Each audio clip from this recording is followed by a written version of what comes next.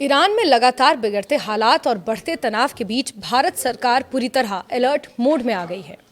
वहां फंसे भारतीय नागरिकों, खासतौर पर छात्रों की सुरक्षा को ध्यान में रखते हुए केंद्र सरकार ने उन्हें सुरक्षित स्वदेश लाने के लिए बड़ा और अहम फैसला लिया है। हालात की गंभीरता को देखते हुए विदेश मंत्रालय ने अर्जेंट एडवाइजरी जारी की है और भारतीय नागरिकों को ईरान छोड़ने की सलाह दी है। इसी क्रम में भारत सरकार की ओर से निकासी अभियान भी बहुत जल्द शुरू किया जाएगा। ईरान में हाल ही के दिनों में राजनीतिक और सामाजिक तनाव तेजी से बढ़ा है। कई इलाकों में विरोध प्रदर्शन, सुरक्षा सख्ती और अनिश्चित हालात बने हुए हैं। इंटरनेट सेवाएं बाधित हैं, फोन लाइनें ठप हैं, ढंग से काम नहीं कर रही हैं और आम लोगों की आवाजाही पर भी असर पड़ा है। ऐसे माहौल में वहां पढ़ाई कर रहे भारतीय छात्रों और कामकाज के सिलसिले में रह रहे नागरिकों की चिंता स्वाभाविक है। इसी को देखते हुए भारत सरकार ने समय रहते कदम उठाते हुए अपने नागरिकों की सुरक्षित वापसी की योजना एक तरह से तैयार कर ली है। जम्मू कश्मीर छात्र संघ ने इस पूरे मामले में अहम जानकारी साझा की। संगठन की ओर से जारी बयान में ये बताया गया कि ईरान में मौजूद भारतीय छात्रों की रजिस्ट्रेशन पूरी हो चुकी है।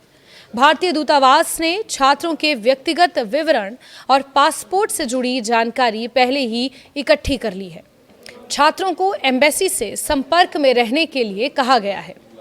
शुरुआती चरण में गोलिस्तान यूनिवर्सिटी, शहीद बेहशती यूनिवर्सिटी ऑफ मेडिकल साइंसेज और Tehran university of medical sciences में पढ़ाई कर रहे छात्रों को घर वापस भेजने की प्रक्रिया शुरू की जाएगी।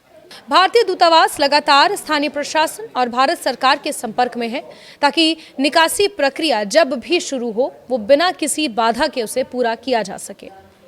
अगर हालात और ज़्यादा बिगड़ते हैं तो ईरान से छात्रों और कामकाज के सिलसिले में गए भारतीयों की निकासी के लिए चरणबद्ध तरीके से एक अभियान चलाया जाएगा ताकि ज़्यादा से ज़्यादा भारतीय नागरिकों को सुरक्षित बाहर निकाला जा सके।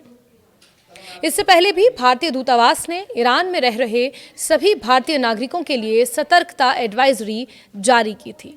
इसमें साफ तौर पर कहा गया था कि मौजूदा हालात को देखते हुए जो लोग भारत वापस आना चाहते हैं वो जल्द से जल्द दूतावास से संपर्क करें।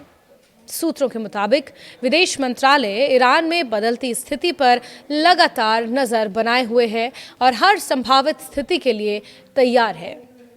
सरकार की प्राथमिकता साफ है कि किसी भी भारतीय नागरिक को जोखिम में ना छोड़ा जाए।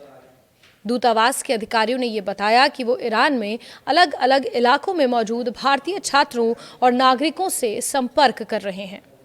हालांकि ये काम आसान नहीं है क्योंकि कई जगहों पर इंटरनेट सेवाएं बंद हैं, फोन नेटवर्क्स भी बार बार बाधित हो रहे हैं।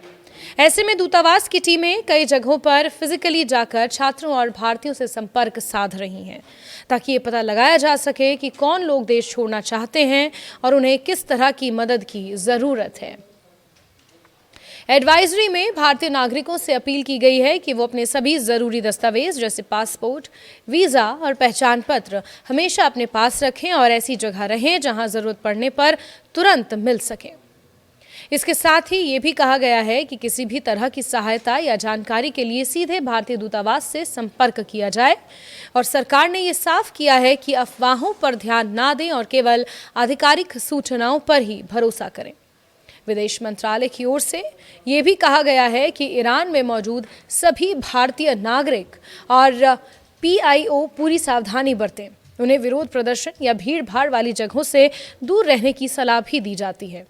साथ ही स्थानीय मीडिया पर नजर रखने और किसी भी नए घटनाक्रम की जानकारी लेने को कहा गया है।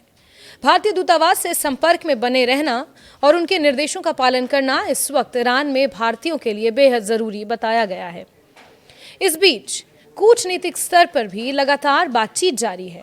ईरान में बढ़ती अशांति के मद्देनजर ईरान के विदेश मंत्री सैयद अब्बास अराक्ची ने भारत के विदेश मंत्री S जयशंकर से फोन पर बातचीत की है। दोनों नेताओं के बीच मौजूदा स्थिति और भारतीय नागरिकों की सुरक्षा को लेकर चर्चा हुई है। ये बातचीत इस बात का संकेत है कि दोनों देश इस संवेदनशील समय में संवाद बनाए रखने की कोशिश कर रहे हैं। भारत सरकार इससे पहले भी संकट के समय अपने नागरिकों को सुरक्षित वापस लाने के लिए ऐसे ऑपरेशंस चला चुकी है। यूक्रेन संकट, अफगानिस्तान और सूडान जैसे देशों से भारतीयों की सुरक्षित वापसी इसके कई उदाहरण हैं। ईरान में अगर हालात बिगड़ते हैं तो किस तरह भारतीय छात्रों या वहां पर कामकाज के लिए गए लोगों को इवैक्यूएट किया जाए और उसके लिए किस तरह ऑपरेशन चलाया जाए, ये उसी जिम्मेदारी का एक संवेदनशील हिस्सा है। सरकार का कहना है कि जरूरत पड़ने पर कई उड़ानें और कई उड़ानों की व्यवस्था की जाएगी। कुल मिलाकर ईरान में फंसे भारतीय छात्रों और नागरिकों के लिए सरकार संवेदनशील है। विदेश मंत्रालय, सरकार और भारतीय दूतावास मिलकर पूरी कोशिश कर रहे हैं कि किसी भी भारतीय को परेशानी का सामना ईरान में न करना पड़े। आने वाले दिनों में हालात के अनुसार निकासी अभियान यानी कि इवैक्यूएशन जो अभियान है उन्हें तेज किया जा सकता है। फिलहाल सभी की नजरें इसी पर टिकी हैं कि किस तरह ईरान में हालात करवट बदलते हैं और भारतीयों की सुरक्षा के लिए सरकार आगे आने वाले समय में क्या कदम उठाती है।